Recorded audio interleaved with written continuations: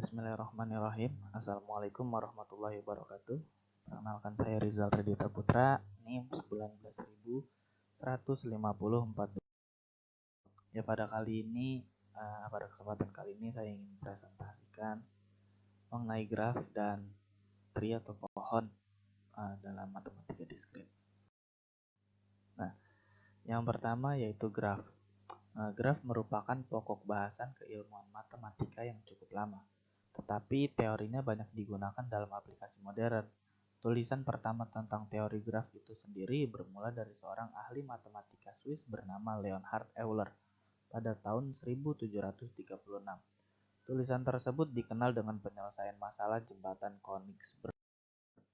Nah, adapun yang ingin saya bahas yaitu mengenai definisi, tipe graf, graf bipartite, graf isomorfik, graf planar dan bidang, lintasan dan sirkuit, di mana lintasan dan sirkuit nanti ada rangkaian Euler dan Hamilton, dan selanjutnya ada aplikasi graf.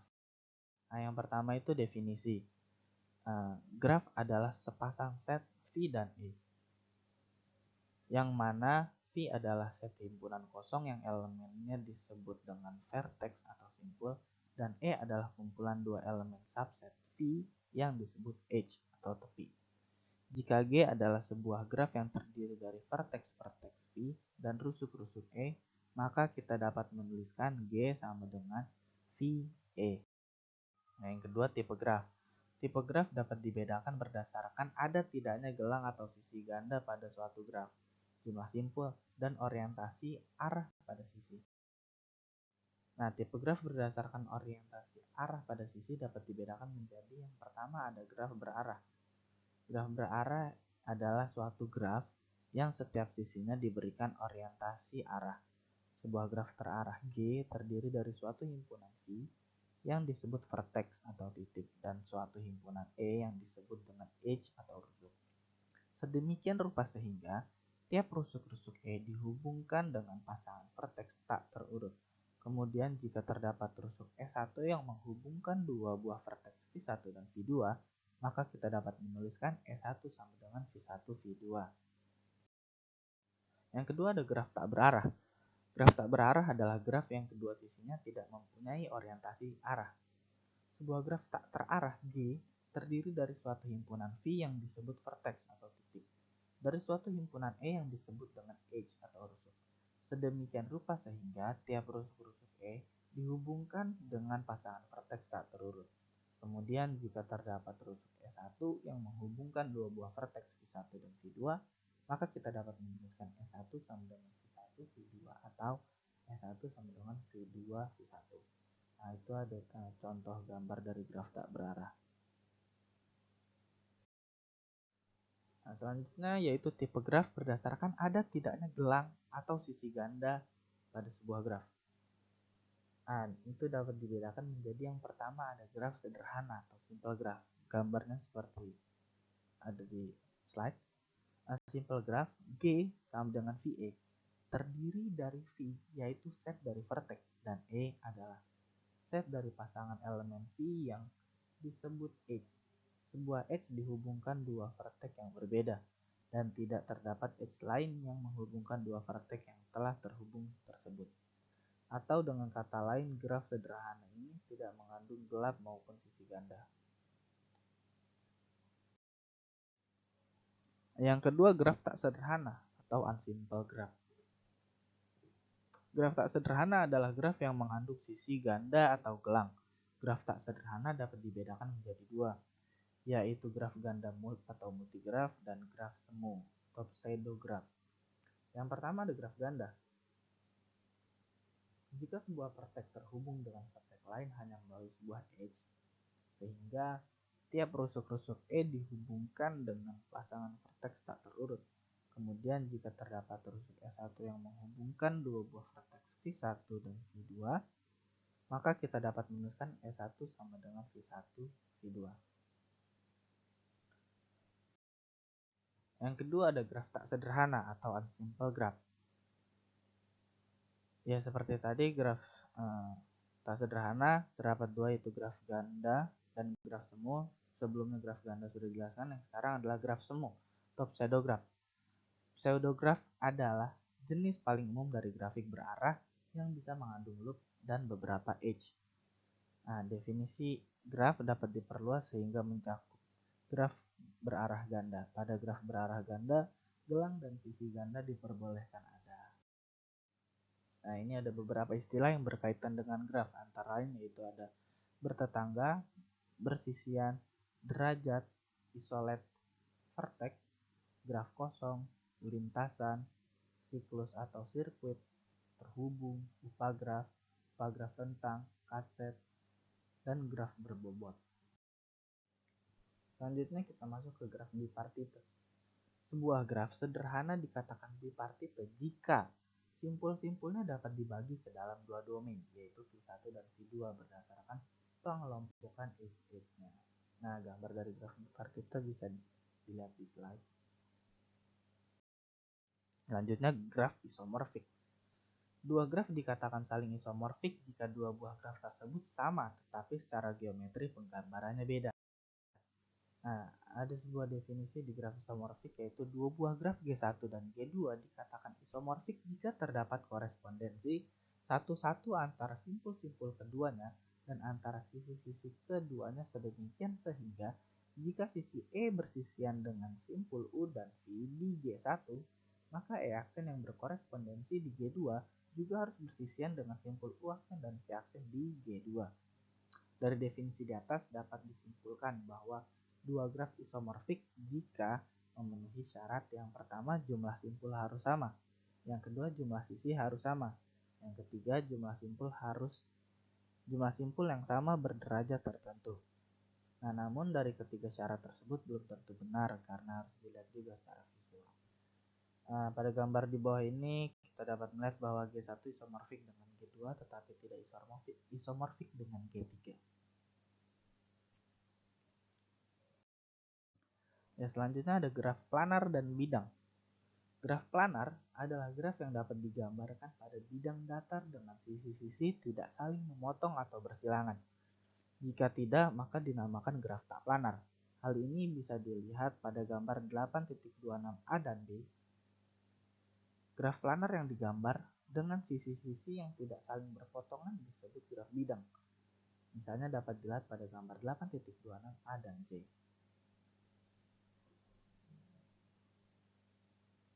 A dan B adalah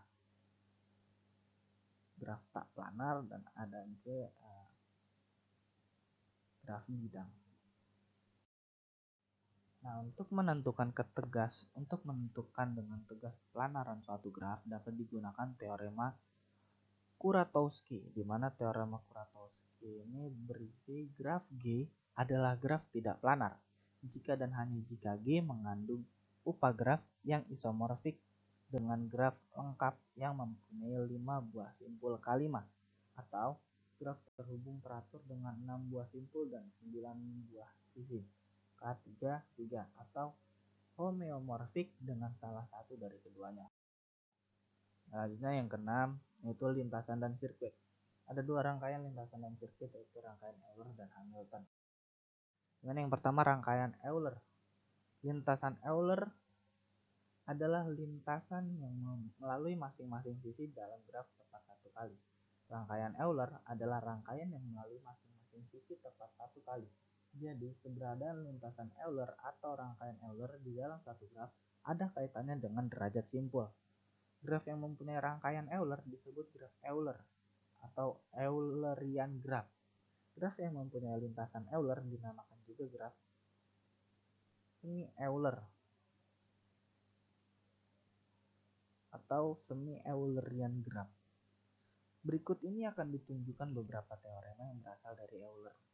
Yang pertama, suatu graf tak berarah mempunyai lintasan Euler jika dan hanya jika ia terhubung dan mempunyai nol atau dua simpul berderajat ganjil. Yang kedua, suatu graf tak berarah mempunyai rangkaian Euler jika dan hanya jika ia terhubung dan semua simpulnya berderajat genap. Yang ketiga, suatu graf berarah mempunyai rangkaian Euler jika dan hanya jika ia terhubung dan derajat setiap simpulnya sama dengan derajat keluarnya. Suatu graf berarah mempunyai lintasan Euler jika dan hanya jika setiap simpul memiliki derajat masuk dan derajat keluar sama kecuali dua simpul. Yang pertama memiliki derajat keluar satu lebih besar derajat masuk, dan yang kedua memiliki derajat masuk satu lebih besar dari derajat keluar. Beberapa contoh graf ditunjukkan pada gambar di bawah, di mana gambar A merupakan graf berarah Euler, B merupakan graf berarah semi Euler, dan C merupakan graf berarah bukan Euler maupun semi Euler. Nah, selanjutnya ada rangkaian atau lintasan Hamilton, di mana lintasan Hamilton adalah lintasan yang melalui setiap simpul dalam graf tepat satu kali. Dan rangkaian Hamilton ialah rangkaian yang melalui tiap simpul di dalam graf tepat satu kali, kecuali simpul asal, sekaligus simpul akhir, yang dilalui dua kali. Graf yang memiliki rangkaian Hamilton dinamakan graf Hamilton, sedangkan graf yang hanya memiliki lintasan Hamilton disebut graf semi Hamilton. Berikut ini akan diberikan syarat cukup agar suatu graf bisa disebut sebagai graf Hamilton, seperti yang terdapat dalam teorema di bawah ini. Syarat cukup supaya graf sederhana G dengan n lebih besar sama dengan 3 buah simpul adalah graf Hamilton ialah bila derajat tiap simpul paling sedikit n per 2, yaitu dg lebih besar sama dengan n per 2 untuk setiap simpul V dg. Nah, berikut ini akan diberikan teorema-teorema terkait. Yang pertama yaitu setiap graf lengkap adalah graf Hamilton.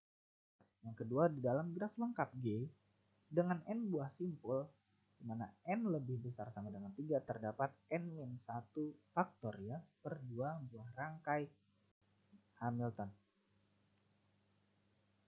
Yang ketiga, di dalam graf lengkap G dengan n buah simpul, di mana n lebih besar sama dengan 3 dan n ganjil, terdapat n-1 per 2 buah rangkaian Hamilton yang saling lepas, tidak ada sisi yang beririsan. Jika n genap dan n lebih besar sama dengan 4, maka di dalam G terdapat n-2 per 2 buah rangkaian Hamilton yang saling lepas. Selanjutnya ada aplikasi graf. Graf banyak sekali diaplikasikan dalam kehidupan kita sehari-hari, antara lain dalam persoalan optimasi untuk menentukan lintasan terpendek, persoalan tukang pos, dan masih banyak lagi. Berikut ini akan diberikan aplikasi graf terkait lintasan minimum atau terpendek. Misalnya jalur mana di antara dua kota yang paling dekat. Penyelesaian kasus ini dengan menggunakan algoritma Warshall dan atau algoritma Dijkstra. Algoritma Dijkstra lebih efisien dibandingkan algoritma Warshall, walaupun aplikasinya lebih sulit. Nah, ini masing-masing algoritma tersebut, di mana pertama ada algoritma Warshall, yaitu masukan dari algoritma ini adalah matriks hubung graf berarah berbobot dan keluarannya adalah lintasan terpendek dari semua titik ke semua titik. Misalnya W0 adalah matriks hubung berarah berbobot mula-mula W star adalah matriks hubung minimal dengan Wij star yang sama dengan lintasan terpendek dari titik Vi ke Vj. Nah, algoritma Warshall adalah sebagai berikut. W sama dengan W0, untuk K sama dengan 1 hingga N. Nah, kita lakukan untuk I sama dengan 1 hingga N, untuk J sama dengan 1 hingga N. Jika Wij lebih besar dari Wik plus Wkj, maka kita tukar Wij dengan Wik plus Wkj. Nah, W star sama dengan W. Selanjutnya algoritma Dijkstra. Nah, misalkan Vg sama dengan V1, V2 sampai Vn. L ada sama dengan himpunan titik-titik elemen Vg yang sudah terpilih dalam jalur lintasan terpendek. Dj sama dengan jumlah bobot lintasan terkecil dari V1 ke Vj. Wij bobot garis dari titik Vi ke Vj. W star 1J dengan jumlah bobot lintasan terkecil dari V1 ke Vj. Nah, algoritma Dijkstra dapat dijelaskan sebagai berikut, di mana L dengan himpunan kosong, I sama dengan V2, V3 sampai Vn, untuk I sama dengan 2 sampai N, lakukan DI sama dengan W1 I. selama Vn bukan anggota L, nah lakukan yang pertama pilih statistika anggota V min L dengan dk terkecil. L sama dengan Lu yang anggota Vk. Untuk setiap Vj anggota V min L, lakukan jika dj lebih besar dari dk plus wkj, maka diganti dj dengan dk plus wkj. Untuk setiap Vj anggota V, di mana W star K7J sama dengan DJ. Nah, selanjutnya kita masuk tree atau pohon. Pohon adalah salah satu jenis graf yang tidak mengandung rangkaian. Konsep pohon sangat penting karena aplikasinya sangat luas di berbagai bidang ilmu, khususnya ilmu komputer. Dalam kehidupan sehari-hari banyak dijumpai aplikasi pohon seperti struktur keluarga, organisasi pertandingan, dan sebagainya. Nah, yang akan dibahas di pohon ini, yang pertama ada definisi, pohon rentang, pohon berakar, pohon terurut, pohon n-array, pohon biner, dan aplikasi pohon biner. Yang pertama definisi. Pohon didefinisikan sebagai graf tak berarah, terhubung yang tidak mengandung rangkaian. Sedangkan graf tak berarah, tak terhubung, dan tidak mengandung rangkaian disebut pohon. Atau dengan kata lain, hutan adalah kumpulan pohon-pohon yang saling lepas. Sifat-sifat pohon dapat ditunjukkan pada teorema berikut. Berikut ini berikan contoh pohon dan bukan pohon yang dapat dilihat pada gambar berikut. Nah, teoremanya misalkan G sama dengan VE adalah graf tak berarah sederhana dan jumlah simpulnya N.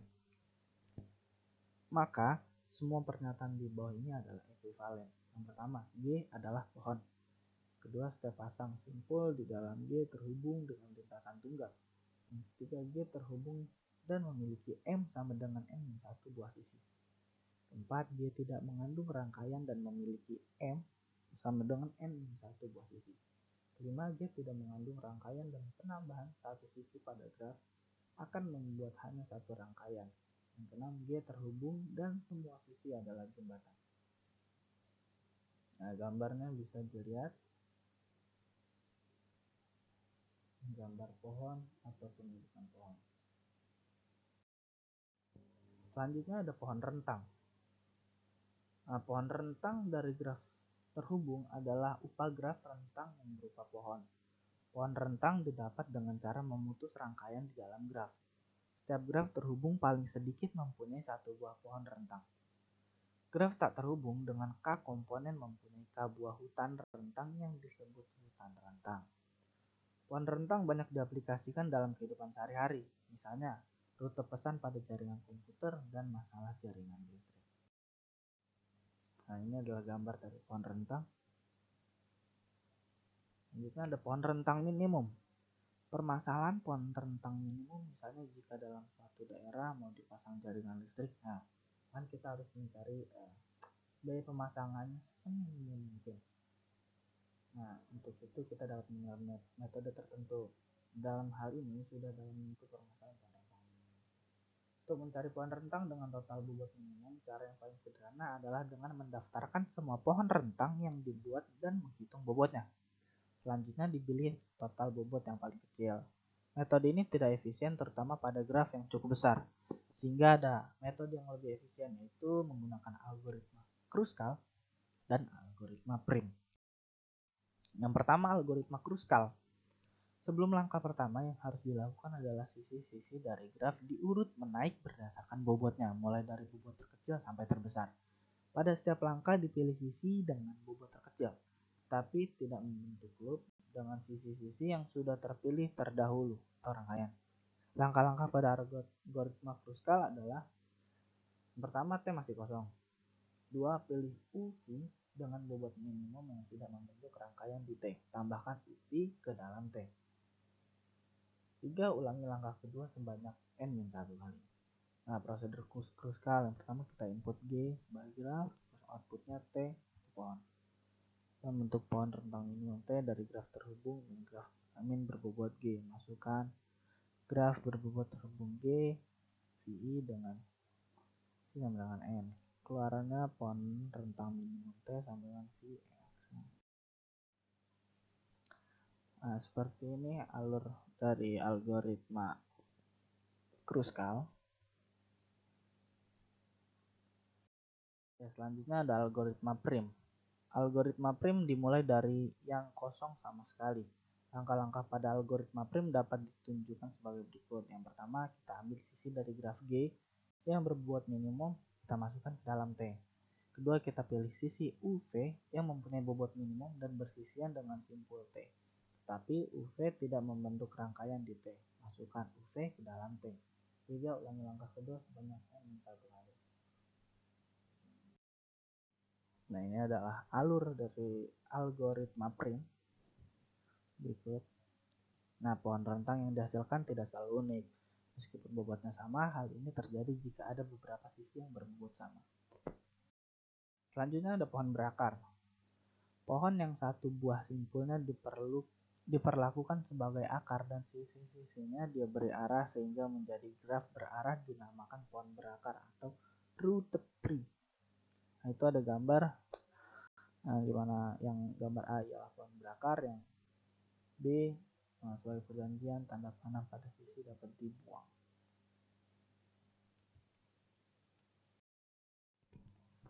Nah, terminologi pada pohon berakar. A. Anak atau children dan orang tua. Pada gambar A dapat dilihat bahwa B, C, dan D adalah anak-anak simpul A. A adalah orang tua dari anak-anak itu. B. Lintasan. Pada gambar A, lintasan dari A ke J adalah A, B, E, J dengan panjang lintasan dari A ke J adalah 3. C. Saudara kandung. Pada gambar A, F adalah saudara kandung E, tetapi G bukan saudara kandung E karena orang tua mereka berbeda. D. Upa pohon. Upa pohon adalah bagian dari pohon berakar. Pada gambar A, salah satu upa pohon adalah B, E, F, H, I, J. Nah, E ada derajat. Derajat sebuah simpul adalah jumlah upa pohon atau jumlah anak pada simpul tersebut. Pada gambar B dapat dilihat bahwa derajat A adalah 3, derajat B adalah 2, derajat D adalah 1, dan derajat C adalah 0. Jadi, derajat yang dimaksudkan di sini adalah derajat keluar. Derajat maksimum dari semua simpul merupakan derajat pohon itu sendiri. Pohon pada gambar A mempunyai derajat 3. F. Daun. Daun adalah simpul yang berderajat 0 atau tidak mempunyai anak. Pada gambar A, simpul H, I, J, F, C, L, dan M adalah daun. Simpul dalam. Simpul yang mempunyai anak disebut simpul dalam. Pada gambar A, simpul B, D, E, G, dan K adalah simpul dalam. Selanjutnya yang keempat ada pohon terurut. Yang dimaksud dengan pohon terurut atau order tree adalah pohon berakar yang urutan anak-anaknya penting. Pada gambar menunjukkan pohon terurut yang berbeda. Nah, selanjutnya ada pohon N-Rai. Yang dimaksud dengan pohon N-Rai adalah pohon berakar yang setiap simpul cabangnya mempunyai paling banyak N buah anak. Pohon N-Rai dikatakan teratur atau penuh jika setiap simpul cabangnya mempunyai tepat N anak. Selanjutnya yang keenam ada pohon biner. Pohon biner ini sangat penting karena banyak diaplikasikan di berbagai bidang terutama ilmu komputer. Misalnya untuk mengambil suatu keputusan dalam suatu organisasi. Pada sebab berikutnya akan dijelaskan beberapa aplikasi pohon biner. Yang dimaksud pohon biner adalah pohon N-Array dengan N sama dengan 2. Setiap simpul dalam pohon biner maksimal mempunyai 2 anak, yang dibedakan antara anak kiri dan anak kanan. Karena ada perbedaan ini, maka pohon biner merupakan pohon terurut. Selanjutnya ada aplikasi pohon biner, di mana aplikasi pohon biner ini banyak sekali. Pada sebab ini kita akan hanya menjelaskan beberapa aplikasi dalam ilmu komputer, antara lain yaitu kode awalan dan kode Huffman. Pertama ada kode awalan atau prefix code. Kode awalan adalah himpunan kode sedemikian sehingga tidak ada anggota kumpulan yang merupakan awalan dari anggota yang lain. Misalnya himpunan 000, 001, 01. B. Kode Huffman. Kode Huffman ini bertujuan untuk meminimumkan jumlah bit yang dibutuhkan dengan cara memperpendek kode untuk setiap karakter, terutama untuk karakter yang kekerapan atau frekuensi kemunculannya besar. Kode Huffman ini tidak bersifat unik, artinya kode untuk setiap karakter berbeda-beda pada setiap pesan tergantung pada kekerapan kemunculan karakter tersebut di dalam pesan. Untuk mendapatkan kode Huffman, mula-mula dilakukan dalam menghitung kekerapan kemunculan tiap simbol di dalam teks. Kemudian dicari peluangnya. Nah, algoritma pembentukan Huffman adalah yang pertama, pilih dua simbol dengan peluang atau probability paling kecil. Yang kedua, pilih dua simbol berikutnya termasuk simbol baru yang mempunyai peluang terkecil. Yang ketiga, ulangi langkah 1 dan 2 sampai seluruh simbol habis. Ya, mungkin sekian yang bisa saya sampaikan, kurang lebihnya mohon maaf. Wabillahi taufiq walhidayah. Wassalamualaikum warahmatullahi wabarakatuh.